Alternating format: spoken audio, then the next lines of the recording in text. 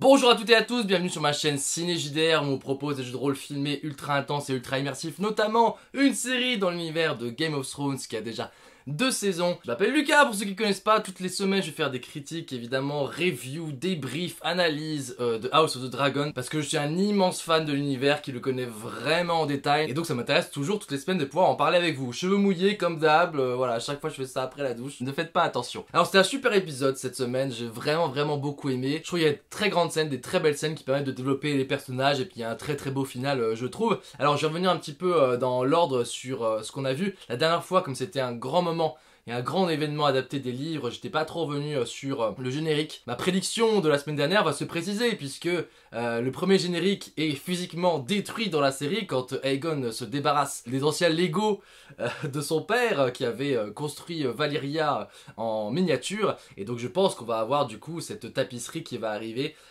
soit comme je l'imagine qui va être cousue pour Aegon, soit qui va être cousue par Helaena, mais là j'ai l'impression que ça se précise, ça va être cousu pour Aegon. Alors qu'est-ce qu'il y a sur cette tapisserie et en fait sur ce deuxième générique?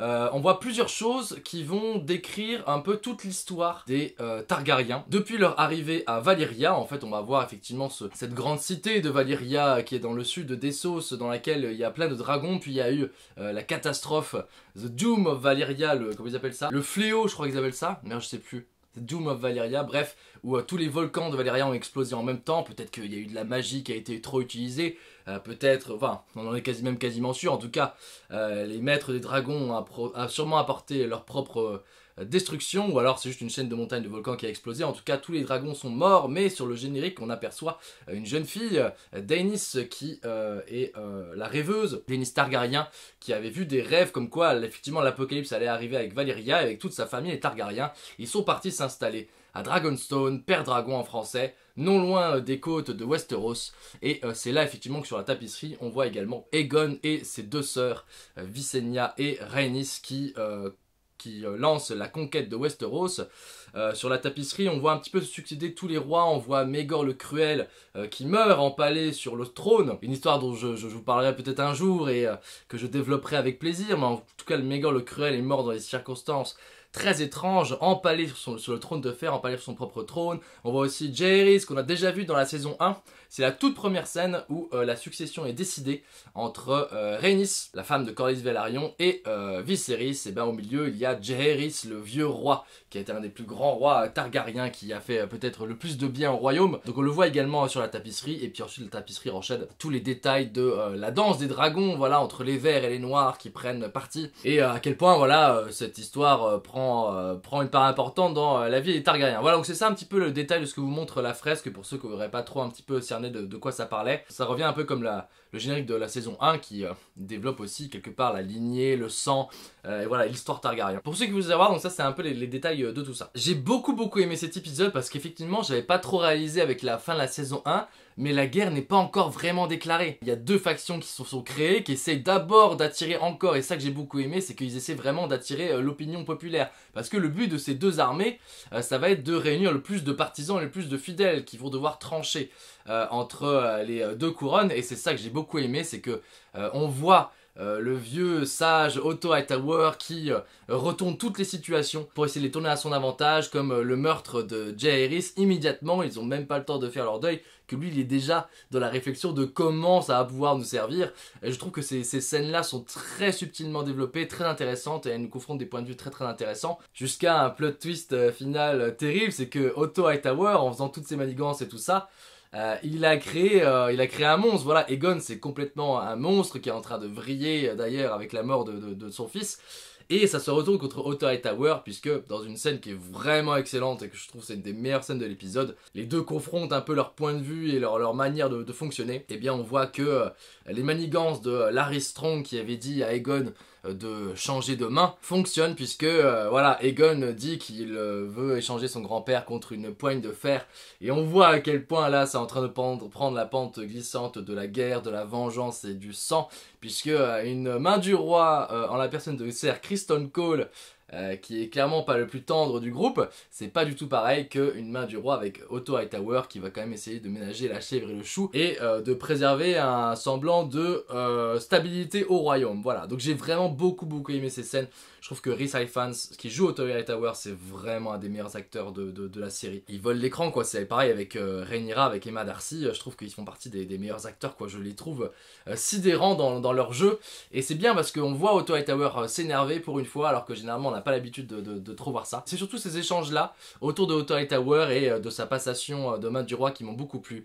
Il évoque aussi avec Alicent Hightower, sa fille, qui est jouée par l'actrice Olivia Cooke. Il évoque à la fin de l'épisode qu'il va repartir à Villevieille puisqu'il lui dit « Tu as encore un fils là-bas » puisque Alicent Hightower a 4 enfants. Donc Aegon le roi, Aemond qui manque un œil, Elena qui est mariée à Aegon avec qui ils ont eu des enfants et Daeron évoqué par Otto Hightower. Daeron qui est un super personnage qui est très apprécié par tous les fans du livre Fire and Blood qui chevauche un petit dragon qui s'appelle Tessarion. J'ai pas envie de trop vous spoiler, donc on verra si on le voit cette saison, je n'en suis même pas sûr, peut-être à la fin de la saison on le verra. En tout cas j'ai beaucoup aimé cette suggestion de personnages, tout comme je vous avais dit dans l'épisode 1, il y a beaucoup de personnages qui sont intronisés, qui ont l'air un petit peu lambda, mais qui vont avoir effectivement une importance très grande au fur et à mesure des épisodes, notamment Hugh. Alors vous avez vu ce forgeron qui est allé faire des doléances dans l'épisode 1, on le voit avec sa famille, avec sa fille qui est malade, et on se dit mais qui c'est ce personnage quoi? Il est en train de manger sa soupe et il dit oui le roi va nous aider et tout ça. Et c'est vrai que ça peut faire bizarre de se dire mais pourquoi d'un coup on s'intéresse à ces gens qui ont l'air d'avoir une histoire qui est pas très intéressante, qui n'est presque même quasiment pas en lien avec le reste de l'histoire. Et justement j'aime bien ce côté, ça crée quelque chose de curieux quand même dans votre esprit. Vous vous dites bah c'est quand même bizarre qu'on nous montre ce personnage-là. Pourquoi il a une telle importance? Évidemment, ce personnage-là va avoir une très grande importance. Le gros point faible de Fire and Blood, le livre dont c'est adapté, c'est qu'il développe très peu ces personnages. Et il a pas le temps parce que c'est un bouquin d'histoire qui recouvre 300 ans, enfin 150 ans d'histoire Targaryen. Et du coup, là, que ce personnage-là, sachant ce qu'il est dans les livres et qu'on voit un petit peu voilà, son origin story, je trouve ça absolument génial. Voilà, je pense que c'est un personnage qui va avoir un gros développement très intéressant. Tout comme les deux frères, Aline et Adam. Donc ces deux hommes noirs qui ont des carrures assez impressionnantes, qui sont des marins et qui donc travaillent au service de Lord Corlys Velaryon. On voit Adam Velaryon qui contemple Fumée des mers, c'est le dragon blanc qui a été abandonné par Laenor Velaryon. Laenor Velaryon, c'est le fils de Corlys Velaryon, qui était le mari de Rhaenyra. J'espère que vous vous retrouvez dans tout ce bordel, hein. Je vais peut-être vous mettre des schémas parce que c'est un sacré arbre généalogique. Et à la fin de la saison 1, je sais pas si vous vous rappelez, Laenor Velaryon a simulé sa mort et il est parti avec son amant, quitter on ne sait où, peut-être aller vers Essos ou je ne sais pas. Du coup, son dragon Fumée des mers est laissé autour de Lamarck, la demeure des Velaryon, il est laissé libre en attente d'un potentiel cavalier. Et vous allez voir que dans cette saison, il y a beaucoup de dragons qui n'ont pas de cavalier et ça va être un enjeu très important évidemment de savoir si on peut réussir à leur trouver des cavaliers et du coup des partisans pour rejoindre le combat de Rhaenyra. Je vais revenir un petit peu sur ce que je disais la semaine dernière sur la mort de Jaehaerys parce qu'il y a quand même un truc qui me dérange, qui me dérangeait déjà la semaine dernière, qui me dérange encore, c'est que les Noirs sont montrés comme presque pas responsables de ce qui s'est passé. Encore que Rhaenyra elle soit choquée et qu'elle dise qu'elle n'ait pas demandé ça, c'est ok. Par contre, je suis vraiment gêné par le fait que Daemon ils sont en mode oupsie, c'est pas ce que j'avais demandé. Alors que non, Daemon il est fou dangereux quoi. Et je trouve qu'ils auraient pu très bien s'en sortir en disant bah Rhaenyra tu m'as demandé du sang, tu as eu du sang, voilà. C'est pas quelqu'un qui a des émotions, des dilemmes moraux, voilà. Il faut aussi savoir que dans l'équipe des Noirs, il y a des gens qui sont justement pas tout blanc ou tout noir, et notamment Daemon est assez perché. Ce que j'avais beaucoup aimé dans la saison 1, c'est que pendant les premiers épisodes, il nous faisait vraiment croire que c'était lui le grand méchant, c'était lui qui voulait usurper le trône. Et du coup j'ai beaucoup aimé cette scène avec Rhaenyra où il se dispute et elle lui dit mais en fait tu n'es pas là pour moi, tu es là parce que tu as des revendications, enfin t'as envie de te sentir puissant et t'as envie de sentir aussi le poids de la couronne sur tes épaules quoi, voilà. Donc je suis vraiment très gêné, effectivement, après réflexion, après une semaine de débrief, cette scène de Blood and Cheese et de l'assassinat de Jaehaerys m'a encore moins plu parce que comme je vous le disais, c'est pas tant le fait qu'on ait besoin de voir de l'extrême violence, c'est de la pure mise en scène. On vous cache et on vous met sous le tapis, on vous cache la violence visuelle des crimes commis par les Noirs. Alors que la violence visuelle des crimes commis par les Verts, Aemond, presque sans faire exprès, a tué avec Vhagar Lucerys, ça vous est montré de manière hyper crue quoi. Et donc je trouve qu'il y a vraiment un parti pris quoi. Alors que Rhaenyra, c'est le personnage principal, on est très clairement poussé à être de son côté, sauf que là, on minimise en fait la violence et la cruauté des crimes qu'ils ont pu accomplir. Vous voyez, c'est presque de la propagande en fait à ce niveau-là. Des crimes violents vous sont montrés d'un côté, des crimes violents vous sont à peine suggérés, voilà, on vous tient éloigné de la violence. C'est exactement ce que j'ai dit la semaine dernière, mais ça me paraissait important d'y revenir. Tout comme, je trouve très intéressante l'histoire entre Kristen Cole et Alicent Hightower, sauf que enfin, du côté des Verts, ça fait vraiment, c'est une espèce de débauche de gens qui sont tous un peu plus zinzins les uns que les autres, quoi, voilà. Alors que je trouve qu'ils avaient quand même, dans la saison 1, même si on pouvait très clairement être opposé à eux, on pouvait un peu se mettre dans leur état d'esprit, quoi. Alors que là, il y a une volonté un peu crade, je trouve, de montrer les déboires des Verts, alors que les Noirs, non, on essaie de les bâtir les plus dignes possibles, parce qu'il n'est pas du tout l'esprit de House of Dragon et des livres. Voilà, alors peut-être qu'ils vont développer les personnages et les rendre encore plus ambivalents par la suite, mais voilà, je voudrais quand même dire que ça m'a un petit peu gêné. Il y a aussi une des petites scènes que j'ai trouvées assez étranges, qui vont peut-être amener à quelque chose, quand il y a la procession de Helena et de sa mère avec leur cadavre de leur fils. Elle est choquée par ces pétales qu'on lui envoie qui flottent dans l'air un petit peu comme des cendres, et je sais pas si vous avez remarqué, à un autre moment dans l'épisode, il y a Rhaenyra qui regarde une fenêtre.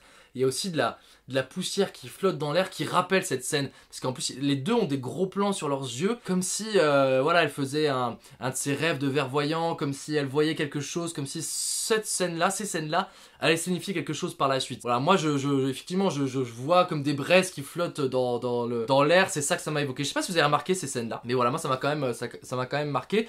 J'imagine qu'elles ne sont pas là par hasard. Voilà, donc c'est sûrement des choses qui vont arriver par la suite. Et donc, on va arriver au grand final de cet épisode. Un grand final que j'aime beaucoup, qui est peut-être même encore mieux que dans les livres, puisque dans la saison 1 on avait vu Eric et Arik, les deux frères jumeaux, se séparent, ils n'ont pas choisi la même allégeance, il y en a un qui va suivre Aegon et l'autre qui part rejoindre Rhaenyra et qui lui a apporté du coup la couronne de son père. Ces personnages sont assez effacés dans les livres et ils ont fait le choix de les mettre en avant dans la saison 1, mais je pouvais pas trop en parler parce qu'on sait qu'ils vont mourir rapidement dans la saison 2. Et c'est pour ça que les personnages avaient été un peu plus développés dans la saison 1, notamment ils faisaient partie de l'épisode final où ils essayaient de retrouver l'un et l'autre Aegon en premier. Et je trouve que cette scène est vraiment géniale, ces personnages sont vraiment super. Ce choix terrible d'un frère contre l'autre. Le montage est vachement bien foutu parce que des fois il avance dans Dragonstone et on ne sait plus qui est en train de suivre qui. Même le chevalier de la garde, il dit mais lequel est Eric, lequel est Arik. Je trouve que la scène de combat est très belle, très forte. Dans les bouquins c'est un peu plus héroïque, ils se croisent dans un couloir, ils comprennent et ils se disent je t'aime mon frère, moi aussi je t'aime, et là ils s'entretuent. Alors que là c'est en plein dans le combat, c'est hyper violent et ouais, ils s'en mettent plein la tête et on sent c'est une tragédie complètement tragédie grecque quoi à ce niveau là. Ouais, j'ai trouvé la scène était très très belle, que l'autre se suicide après avoir tué son frère, c'est très très beau, le combat est vachement bien filmé, très intense. Non, vraiment une très très belle scène. Alors là pour le coup sacrée adaptation, sacré épisode, voilà. Donc je suis très positif par rapport à cet épisode parce que à part ce côté les noirs on leur met pas trop plein la gueule, l'évolution des personnages, l'évolution de l'histoire, Kristen Cole qui devient mère du roi à la place de Otto Hightower, voilà, toute cette évolution là, cette pente descendante, voilà, là on est en train de rouler vers la guerre et le boulet qui roule en bas de la colline est en train de s'accélérer, on sent que ça ne va que mal tourner. Je vous referai sûrement au 3e épisode, parce qu'on va rentrer un petit peu dans le vif du sujet de la guerre, je ferai un récap de quelle faction a rejoint qui, géographiquement où est-ce qu'on en est, et éventuellement aussi un récap des arbres généalogiques, parce qu'avec tous les côtés inceste, qui est le fils de qui veut marier machin, c'est un petit peu compliqué, mais là l'épisode de débrief est déjà assez long, donc j'espère que ça vous a plu, je vous dis très vite à la semaine prochaine. On adore toujours House of the Dragon et on espère vraiment qu'on va avoir une saison 2 de qualité, mais pour l'instant je me régale, voilà, et j'adore que les épisodes, il n'y a que 8 épisodes mais ils font quand même 1h08 chacun, donc vraiment on s'en prend plein la tête, c'est génial, et j'ai trop hâte de voir la fin de cette saison qui va être complètement incroyable avec vous. À la semaine prochaine, ciao.